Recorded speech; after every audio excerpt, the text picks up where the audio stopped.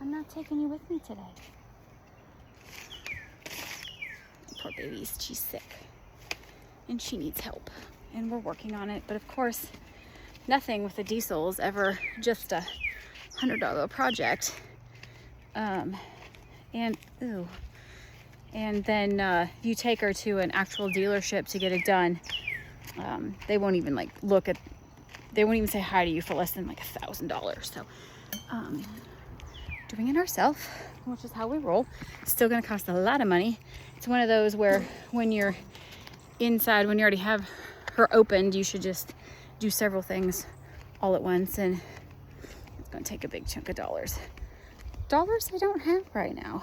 So today was a bad day, meaning life was just crap. I found out early last week that a friend had passed away. I think she's 4 years younger than I am. 2 little boys. Suck. Oh, spider webs. Then who else did? Oh, and then a friend from high school, his dad passed away last week. Then this morning, since it's Father's Day, well, my dad passed away a couple years ago. And then a friend of ours, a friend of mine, just posted, one of those, like, there's a U-shaped hole missing. And I was like, wait, what? So in finding all this stuff out, like in searching, her dad, who was a little bit older than mine, I think my guess is 70 tops. He had COVID, I don't know, a couple weeks ago, something, and just kind of never regained his strength very much. And he was, I believe, going up the stairs and fell down backwards and died. And they had moved to Tijuana to do some mission work. And while they were down there, his mom moved with them. She passed a few years ago. So now, I don't know where the youngest child lives. I think it's over that direction, but I don't know that it's close. I think maybe California, like a San Diego area. But I don't know where he lives. And so, I mean, she's now alone, and we grew up in a Mennonite kind of community where the women don't typically work outside the home. I'm sure, he's owned many, many businesses with a very good businessman. I'm sure that they are covered financially, but it's still one of those, they've lived out there. They moved before we did, so they lived out there for probably 10 or 12 years. But, to be out there, and I guess you have your church family.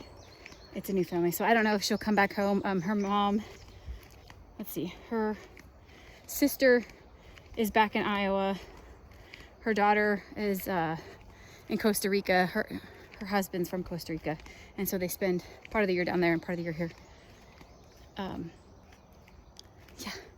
Just crap. Just shocking crap. And then it was hot this morning, and that is why I did not get out and I did an inside workout this morning to get at least one out of the way. I was just really mentally having a hard time today trying to figure out what I'm supposed to be focused on.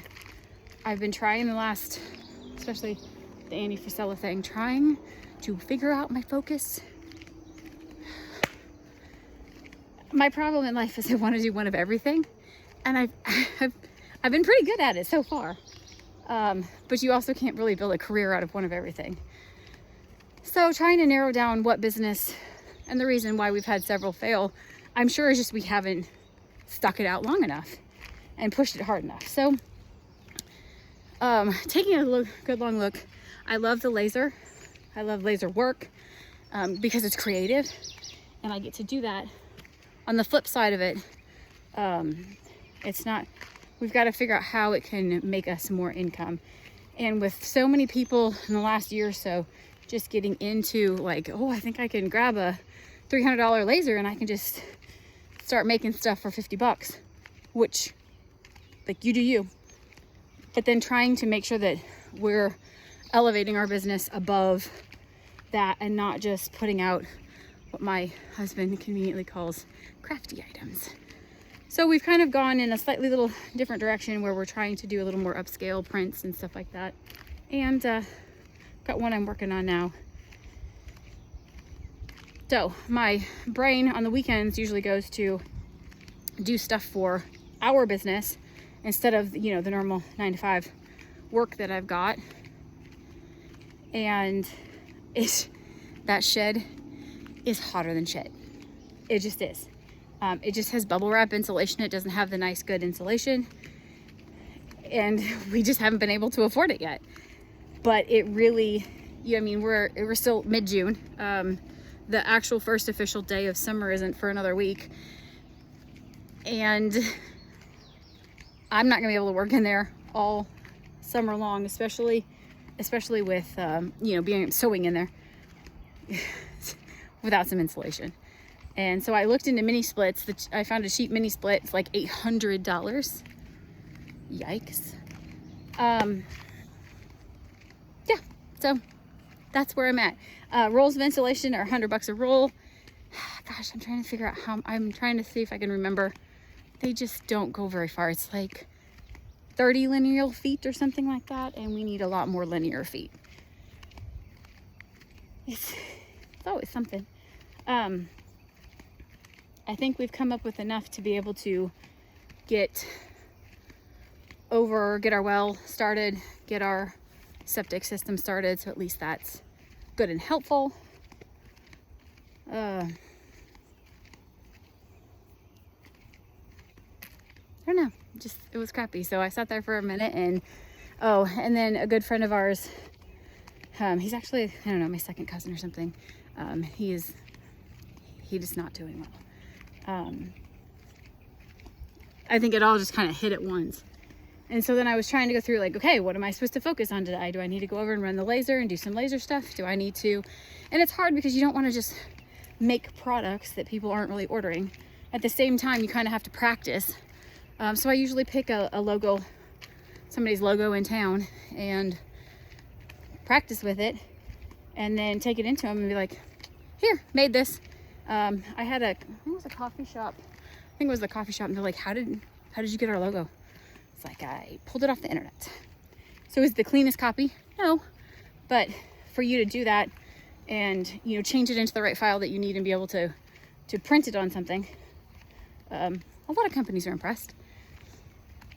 So did that, and my taxes still aren't done because I do not have a very nice system to organize crap.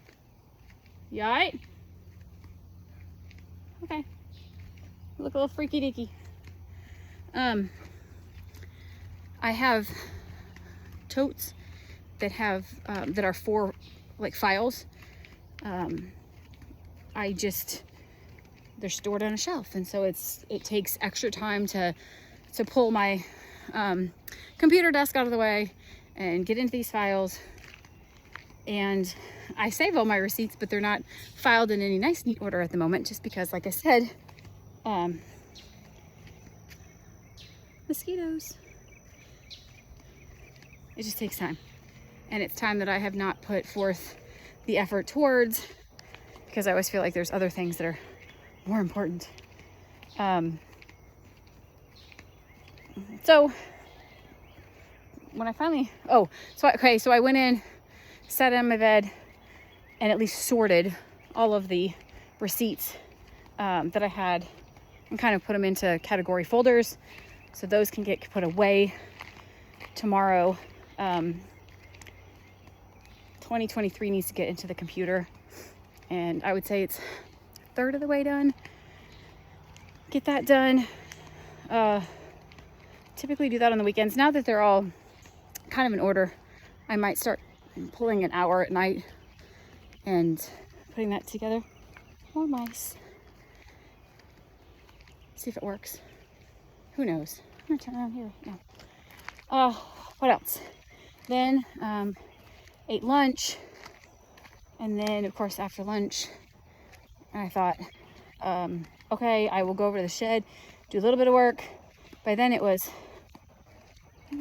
5 o'clock actually, by the time I got all of my sorting done, all of that stuff done. I got my reading done.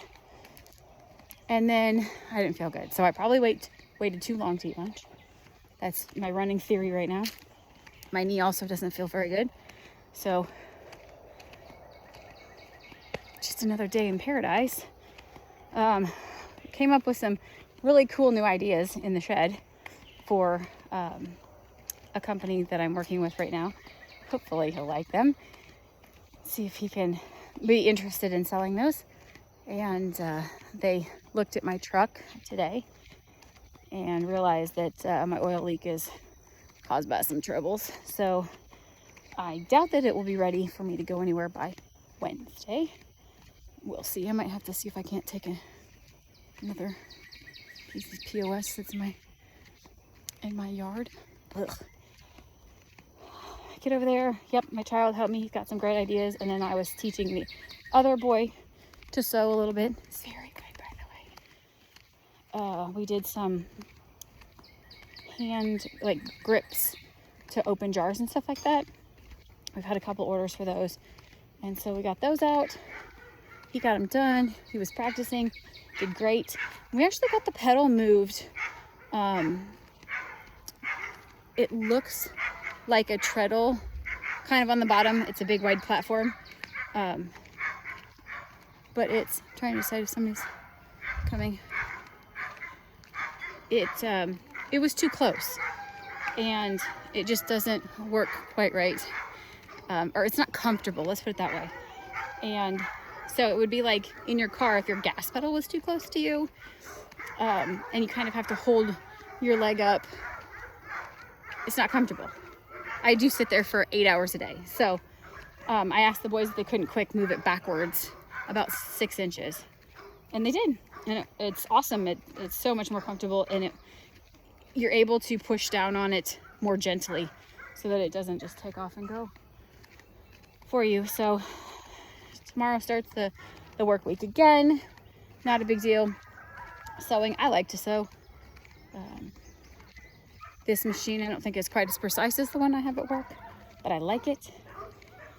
I did just get another more home type sewing machine today. Somebody was getting rid of one, and so we went and picked it up, and we can do our pot holders and quilted stuff on that one, and we won't have to keep switching it between mine. When I use the cotton thread on mine, you have to turn the tension way down, and then when we go back to the nylon thread, you have to turn it way up. And it's not like it's a big deal, except that it's one of those, A, it takes time, and B, it takes a few minutes of sewing before you get it adjusted right. And let's be honest, we just want to skip those moments. Gross. And that way we don't have to change thread or anything like that. The question is, I don't know where we're going to put it. It might have to be a thing that we, put it in the house or something, and then drag it out and plug it in outside when we need to, and then, put it back in the shed when we're done with it. See, Friday night, we went over to a friend's house. They were the most gracious couple that let us stay with them for about a month after our house burnt down. We lived in one of their bedrooms, and then the boys lived in one of the boys' rooms, and then Taylor shared a room with their daughter. Such amazing people that you would invite are crazy into your house for a whole month. So we just went over to the house, we ate, we hung out. It was fun and much needed. No munchkins. Their daughter was there and ate with us. But our boys are fairly antisocial, and so they just stayed home. And that was fine. There should be times in children's life where they're without their parents. And now that I work mostly from home, that's not usually the case. Sometimes it is, but Wednesdays I'm not home, but then Taylor is. So I'm better now. I feel better now. Trying to get out of that mental, what do I do? Andy Frisella does his Power 5. So I actually printed off some sheets that I like, just a piece of paper that I can fill out. And I love Excel spreadsheets. So I made some of those so that I can easily do the boys' every morning. I'll do theirs for tomorrow before I go to bed, and get it out. Get it ready to go. The hardest part is just, I have a hard time I have way more than 5 things to get done in a day. Just for the sheer volume of crap.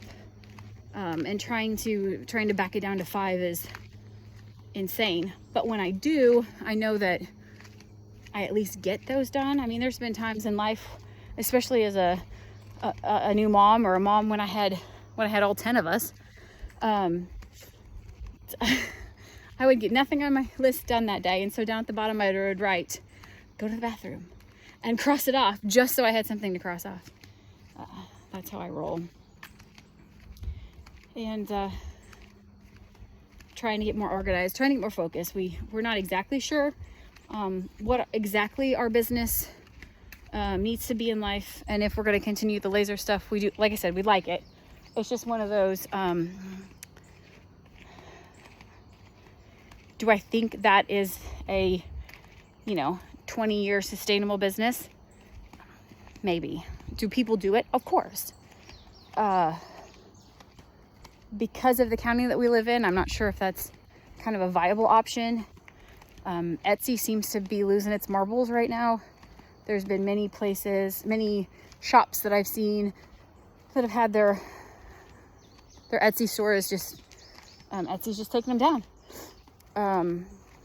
What was it? TikTok the other day was, if you have a cup, so Stanley's having a freaking fit about any cup that's shaped like theirs, or they have this patent on cups that have a wider top than bottom and have a handle with 2 screws, something to that effect. It's just ridiculous. And they've patented that, just like how ridiculous it is that Monsanto is allowed to patent seeds. Go with me on that one. Now, if I am a farmer and I don't want to buy those seeds, and I don't plant those seeds, but the neighbor does, and their seeds come over and breed with my seeds, and Monsanto can come over to my place and they walk into my field and take a corn sample, and if I have Monsanto seeds in the next 2-3 years on my property, they can sue me because I didn't buy it from them, and it's their property. Go look that one up if you don't believe me. Food Inc. YouTube. So when people were putting their mugs that they were making on TikTok, even if they weren't any mention of Stanley's, because I don't buy Stanley's, and I don't tell anybody I buy Stanley's. I buy, and I don't say dupe either, because that implies it's a knockoff. Mine are not. Mine are branded different. Mine are Polar Camel mugs. TikTok was then taking down people's channels and keeping all of the money that were paid to these people for the items that they were trying to sell. So they got pissed off customers and they have no money, and it's just kind of a whole big gigantic shit show. So I'm pretty leery about all of that. There's another guy that I watch who makes dog collars and leads. Great story. I need to find the name of the channel. I want to say it's Up, but it's all about people starting businesses and that sort of thing on YouTube. And he started this business, started small, got huge, became the #1 dog seller. Anyway, that's a big spider. I don't do spiders. He had started another channel because he wanted to have he had started another Etsy store because he wanted to have his dog items and his cat items separate on separate stores. And then what had happened was he was supposed to renew something. It was like $2.50 that he had to pay on the cat channel, which didn't, or the cat store, which didn't really go anywhere. He kind of abandoned it, type of thing. And so he said it was from like 2 years ago. He was supposed to pay this $2.50, I think it was a little of nothing. And it just got thrown in a spam folder somewhere, overlooked, whatever. And so one day they're like, oh, yeah, well, you have an overdue fee, so you're in violation, and shut everything down. And he's like, okay, tell me, like, what do I need to do? And so they sent him the what he needed to pay. He paid it, and there's still, it's been months, because it was right before Christmas that it happened. And the last update I heard was a month or so ago. I don't think it's been fixed yet. And sometimes even if things do get fixed, they say, okay, well, you can have your account back, but all your listings will have been deleted. Those take time. Even if you use the copy feature, those take time to redo, to get back to where they were. Even if you do get them so that they're back online and reset up, you're still not going to be, you've been out of it for 6 months. You're still not going to be the #1 seller. And Etsy promotes their #1 sellers more than they promote every other person. And you get a little badge down at the bottom that says like #1 seller.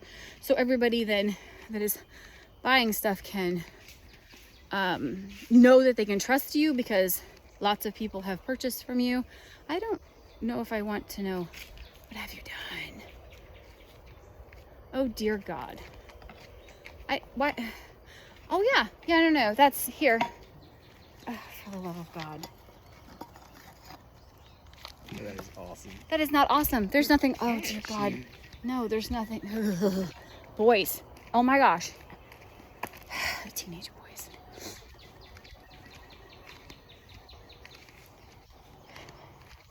I think Michael's even had a problem. It might have been a year ago that Michael's wanted to start their own website like that so that makers could sell things.